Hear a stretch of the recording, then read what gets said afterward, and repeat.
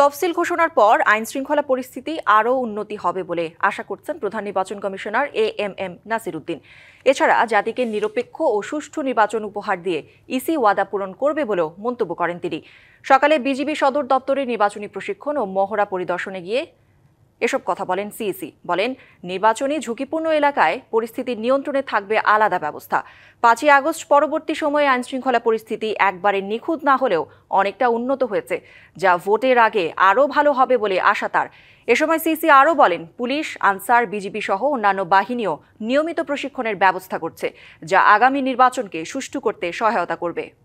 আইনশৃঙ্খলা পরিস্থিতি আমি বলবো না যে একটা পারফেক্ট লেভেলে চলে গেছে, এটা বলবো না, বাট এটা তো আরো ইমপ্রুভ করবে গ্রাজুয়ালি। এবং ভোট আস্তে আস্তে ভোটের তারিখ আস্তে আস্তে দেখবেন যে everything is falling in line এবং সবকিছু ঠিক হয়ে যাবে। শিয়া বাটার ও ভিটামিন ই সমৃদ্ধ লিলি বিউটি সোপ, তারুণ্যময় উজ্জ্বল ত্বকের জন্য। রিমার্ক